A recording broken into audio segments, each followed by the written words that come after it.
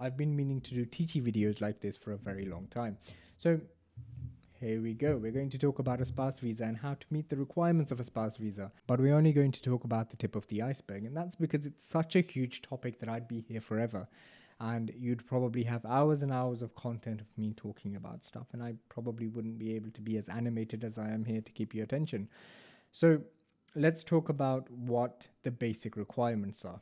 4 requirements. The first one is a relationship requirement. The second one is and I'm not swearing, the second one is a financial requirement. The third one is an accommodation requirement. And the fourth one is an English requirement. There are various ways in which one can meet these requirements, but we'll start off with explaining each and every single one of them. And of course, because it's a teachy video, I might go off on a tangent now and then, explaining how I feel the law should be and the fact that the law isn't the way it should be, and what arguments that I would make in order to fight for exceptional circumstances. And sometimes I do make these arguments, so it'll still be useful. Starting off with the relationship requirement. The relationship requirement simply says this: the relationship is genuine and the relationship is subsisting. Now, the threshold for a genuine and subsisting relationship is not that high. Let's break it down. Genuine relationship. A genuine relationship is one where you are either married or have been in a relationship akin to a marriage for at least 2 years. Pretty self-explanatory when it comes to marriage. Just follow the laws of whatever country you're getting married in, and the UK will accept it as a marriage. The second part, being in a relationship akin to a marriage for at least 2 years. This is known as a durable partnership. Within the durable partnership aspect, the Home Office traditionally expected you to be living with one another. But that's ridiculous because long distance relationships would never qualify. So the court stepped in. The court said, nope, your relationship can still be genuine even if you're not living together. Living together is the best type of evidence to provide for genuine and subsisting relationship within the durable partnership criteria. However, it is not the only. Now, I have a problem with this. We didn't think the problem would come this soon, but I do have a problem with this. Because when the Home Office says that the relationship has to be continuous for at least 2 years, what they're doing is they're putting a metric on the longevity. And they're saying the longevity is what decides whether the relationship is genuine and subsisting or not. But of course, that's not how it works. That's not how it should work, because there are various other things. One example is commitment. I've known couples to be so committed to their other partner and they haven't been in a relationship for 2 years, which means they can't apply. They're so committed, in fact, that they would spend thousands of pounds for the immigration applications and the preparations for it. They would change their entire lifestyles. They would move abroad because they don't meet the 2-year requirement. So there are various other ways in which somebody can show on the balance of probability, which is the standard upon which it's judged, that the relationship is genuine. And we're going to talk about what the Home Office want, but there's a different criteria as to what we can argue. And we'll sort of touch upon it whenever I go on a tangent, but focus on what the Home Office want because that's the basics of it. Now, how do we prove that it's a subsisting relationship? Subsisting simply means that you're still in communication and that you still have an intention of continuing the relationship. It's as simple as that. You'd need to provide various types of evidence in order to prove that it's a genuine subsisting relationship, but we can talk about that in a different video. The financial requirement. There are 6 ways of meeting this requirement. This is the infamous financial requirement. The most common way is by salaried employment. You also have non-salaried employment. You also have savings. You have self-employment. You have 6 different ways. We're going to focus on the most common. Financial requirement on salaried employment. Your salaried employment can be either 6 months or more or less than 6 months. Different types of evidence will be needed based on whether it's 6 months or more or less than 6 months. Your salaried employment has to be at least £29,000. There's another criteria to meet it, and we'll move on to that later. Then there's savings. There's a way to meet the financial requirement through savings, but it's not exactly calculated the way you might think it is. You might think to yourself, the Home Office just need 29,000. I have 29,000 in my bank. I'm good to go.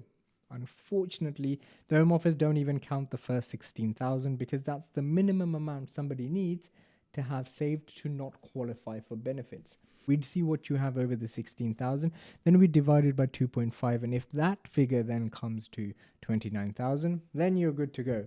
And incidentally, the figure that comes to 29,000 when you do that calculation is 88,500. Yeah, you heard that right. You have to have savings of 88,500 if you have no other income. Then we have adequate maintenance. Adequate maintenance for people who can't meet the financial requirement in the traditional 29,000 threshold. Adequate maintenance effectively means that you're receiving a qualifying benefit. A qualifying benefit is PIP, carer's allowance, so on and so forth. What they're effectively saying is, because you're receiving a qualifying benefit, you don't have to meet the 29,000. Your requirement is different. I'll explain to you what your requirement is. We're going to add up everything that you get. We're going to add up your PIP or carer's allowance, and then we're going to add up the universal credit, which normally can't be included, child benefit, which normally can't be included, and every other income that you might have, including employment. We're then going to minus that from your living expenses. That's your rent and mortgage or your council tax. Whatever you're left with has to be the same as or greater than what somebody with a family your size would receive on income support. Now, I deliberately broke that down because it's very hard to get your mind around. The figures that you need to look at in order to see if you've beaten that or not are on the Home Office's website. Now, there is still a calculation, which is what it effectively means, because people normally ask me, I receive PIP, does that mean I automatically qualify? No, you don't automatically qualify. There's still a standard that you have to meet to be able to show the Home Office that you'll be able to support this person that comes into the UK. In relation to the other ways of meeting the financial requirement, we could discuss those in another video. Tell me if you want me to talk about them and I'll break them all down. But they are very, very long. But depending on what your circumstances are, tell me what you want me to talk about and I'll sort of break it down in little videos.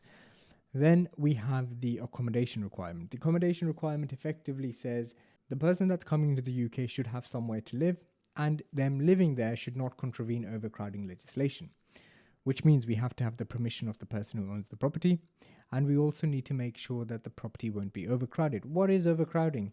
The Home Office calculates overcrowding based on two things: the space standard and the room standard.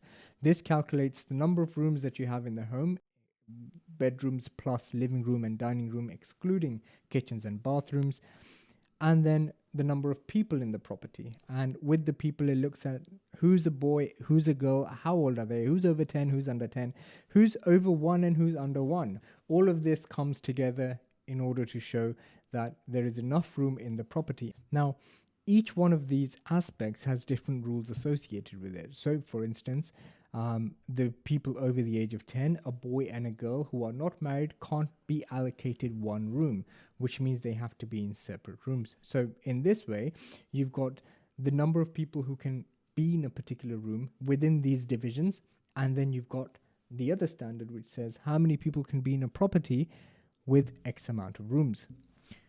Then you have the English requirement. Now, there's 6 ways of satisfying the English requirement, but we're going to talk about the most common again. The most common ways are sitting the English test.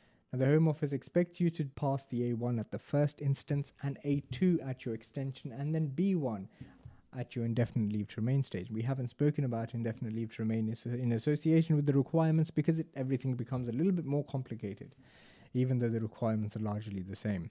So that's the first way of meeting the requirement. The second way of meeting the requirement is by having a degree that was taught in English. Now, if the degree was taught outside the country, you need to do an equivalence, and once the equivalence is done, you're good for the entire period. You don't have to sit another English test, but you will eventually have to sit the Life in the UK test. But there are a select lucky few who are from what is considered a majority English-speaking country. They don't have to sit any of the English test, but even they can't get away from the dreaded Life in the UK test because they'll still have to do that. So in a nutshell, these are the requirements that you'd have to meet. If you want me to talk about a particular financial aspect, or you want me to talk about a particular English test aspect, because these are the ones that people really, really worry about. The other two are not too hard. The other two can be overcome. For instance, the property requirement can be overcome by you renting a room. Multiple occupations isn't even a problem as long as it meets the overcrowding rules. But the main issue that people have is with the financial requirement. So feel free to fire your questions at me. I'll reply to your questions with videos, and hopefully we can all be better informed by it.